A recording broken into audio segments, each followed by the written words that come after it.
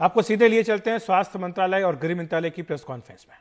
परंतु इन दिशा निर्देशों की गलत व्याख्या के कारण कुछ आशंकाएं खासकर इंडस्ट्री के मन में थी कि फैक्ट्री में कोविड पॉजिटिव केस पाए जाने पर फैक्ट्री के सीईओ को, मुख्य कार्यकारी अधिकारी को सजा हो सकती है या फैक्ट्री को 3 महीने के लिए सील किया जा सकता है। इसलिए कल गृह मंत्रालय ने सभी राज्यों को पत्र लिखकर स्पष्ट किया है कि 15 अप्रैल को जारी किए गए दिशा निर्देशों में ऐसा कोई भी प्रावधान नहीं है। जरूरी ये है कि सभी वर्क प्लेसेस, इंडस्ट्रीज और कमर्शियल एस्टैब्लिशमेंट्स में राष्ट्रीय निर्देश, standard health protocol, social distancing आदि का पूरी तरह से अनुपालन हो। इस पत्र में यह भी स्पष्ट किया गया है कि कंटेनमेंट जोन के बाहर जिन गतिविधियों को 24 मार्च के दिशा निर्देशों में अनुमति थी, उन उद्योगों को फिर से अनुमति लेने की आवश्यकता नहीं है। इस पत्र में यह भी स्पष्ट किया गया है कि जिन औद्योगिक गतिविधियों को लॉकडाउन से पहले चलाने का लाइसेंस था, उनको फिर से लाइसेंस लेने की जरूरत नहीं है। राज्य सरकारों से ये भी अनुरोध किया गया है कि दिशा निर्देशों के बारे में सही जानकारी इंडस्ट्रीज और फील्ड यूनिट्स तक पहुंचाएं, ताकि लॉकडाउन के जो नियम हैं, उनका पालन करते हुए हम आर्थिक स्थिति को सुधार पाएं। गृह मंत्रालय ने आपदा प्रबंधन अधिनियम के अंतर्गत 6 इंटर मिनिस्ट्रियल सेंट्रल टीम्स का गठन किया था, जो अपने अपने निर्धारित स्थानों पर पहुंचकर उन्होंने काम शुरू कर दिया है। इसके अलावा कोविड-19 के संक्रमण की स्थिति को देखते हुए आज गृह मंत्रालय ने 4 और इंटर मिनिस्ट्रियल सेंट्रल टीम्स का गठन किया है, जो अहमदाबाद, सूरत, हैदराबाद और चेन्नई भेजी जा रही हैं। ये टीमें भी भारत सरकार के एडिशनल सेक्रेटरी लेवल अधिकारियों द्वारा लीड की जा रही हैं। इनमें पब्लिक हेल्थ के स्पेशलिस्ट और डिजास्टर मैनेजमेंट के स्पेशलिस्ट हैं। जो टीमें पहले से जा चुकी हैं, उनमें से 2 का फीडबैक आज मैं आपके साथ शेयर करूंगी। इंदौर की टीम ने रिपोर्ट किया है कि इंदौर में 171 कंटेनमेंट जोन हैं, जिनमें से 20 जोन बहुत क्रिटिकल हैं। टीम ने मऊ के हॉटस्पॉट कंटेनमेंट जोन का दौरा किया। कॉन्टैक्ट ट्रेसिंग और एक्टिव केस स्क्रीनिंग में जो सर्वे टीम्स कार्यरत हैं, उनके साथ विस्तृत चर्चा की। टीम ने पाया कि किट्स, पीपीईज, मास्क और अन्य सेफ्टी इक्विपमेंट पर्याप्त मात्रा में उपलब्ध हैं। हेल्थ इंफ्रास्ट्रक्चर और हेल्थ प्रोफेशनल्स की सुरक्षा भी सुनिश्चित की जा रही है। लॉकडाउन का भी अनुपालन ठीक ठाक है। इसके अलावा टीम ने दिव्यांगजनों के लिए स्थापित centre, quarantine centres, health centre, dedicated Covid hospital, PDS की दुकान, माइग्रेंट कैंप्स इत्यादि का भी दौरा किया।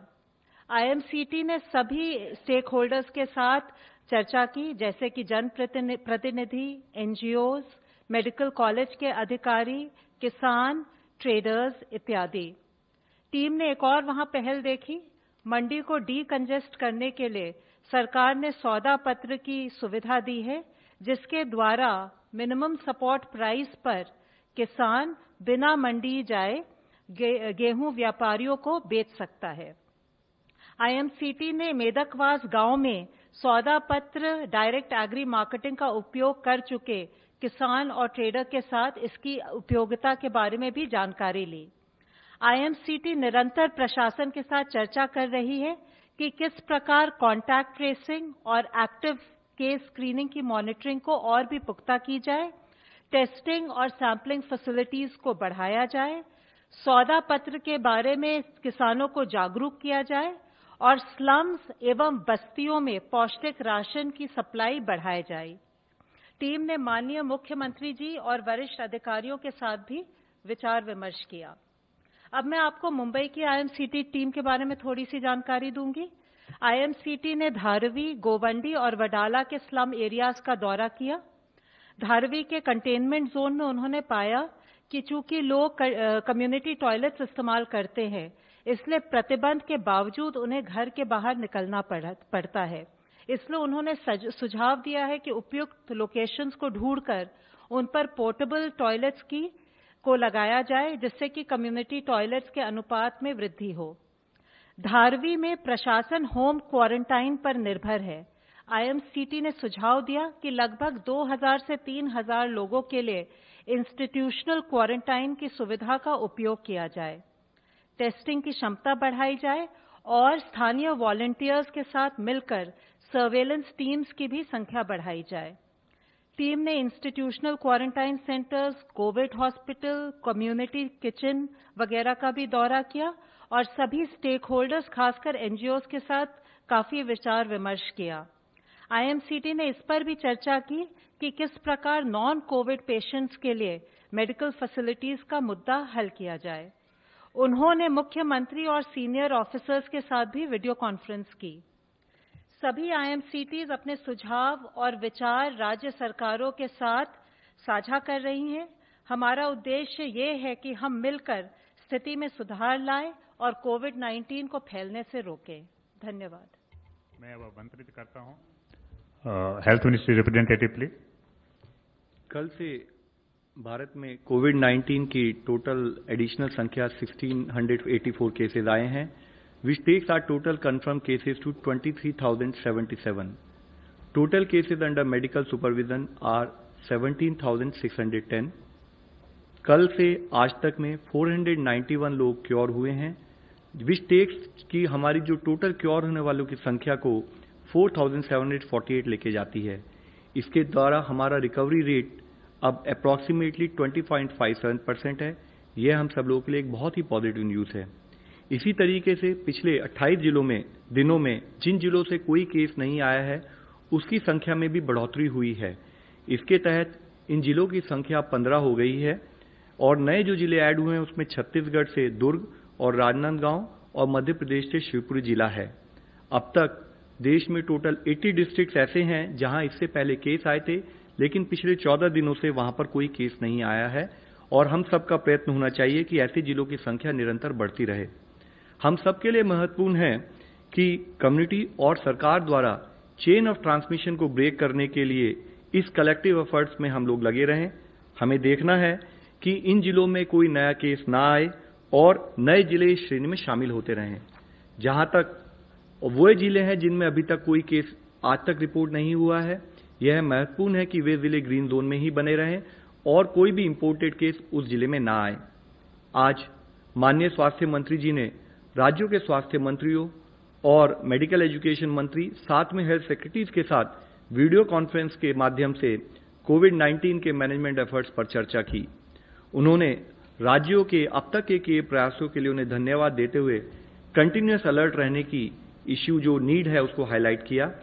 उन्होंने राज्य से अधिक केसेस रिपोर्ट करने वाले या कम डबलिंग रेट वाले जिलों पर ध्यान केंद्रित करने का अनुरोध किया। उन्होंने ये कहा कि हाई केस मॉर्टेलिटी वाले जिलों पर भी ध्यान केंद्रित करने की आवश्यकता है। उन्होंने अनुरोध किया कि लाइफ सेव करने के लिए अर्ली आइडेंटिफिकेशन ऑफ केसेस और प्रॉपर क्लिनिकल मैनेजमेंट बहुत महत्वपूर्ण है। उन्होंने राज्य से यह इंश्योर करने के लिए अनुरोध किया कि बीमारी के साथ अननेसेसरी स्टिग्मा अटैच ना हो। किसी भी बीमारी की तरह यह भी एक बीमारी है जो इलाज से ठीक हो जाती है। पर्टिकुलरली क्योंकि यह इन्फेक्शियस डिजीज है तो बहुत जरूरी है कि उससे संबंधित पेशेंट को हम समय पर आइडेंटिफाई कर सकें और समय पर ट्रीटमेंट शुरू कर पाएं। इसके लिए कम्युनिटी में हेल्थ सीकिंग बिहेवियर को बढ़ाने की, एनकरेज करने की बहुत जरूरत है।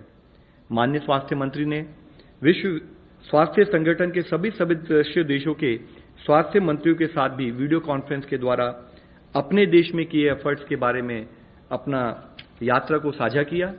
उन्होंने विशेष रूप से यह हाईलाइट किया कि भारत के मैनेजमेंट एफर्ट्स में कम्युनिटी एंगेजमेंट और कंटेनमेंट एफर्ट्स, इन दोनों ट्विन प्रिंसिपल्स पर काम किया है। उन्होंने rotary international, red cross society जैसे सोशल वेलफेयर ऑर्गेनाइजेशंस, एनजीओज और डेवलपमेंट पार्टनर्स के साथ भी बातचीत की। उन्होंने रेड क्रॉस से सफिशिएंट ब्लड स्टॉक्स को इंश्योर करने का अनुरोध किया।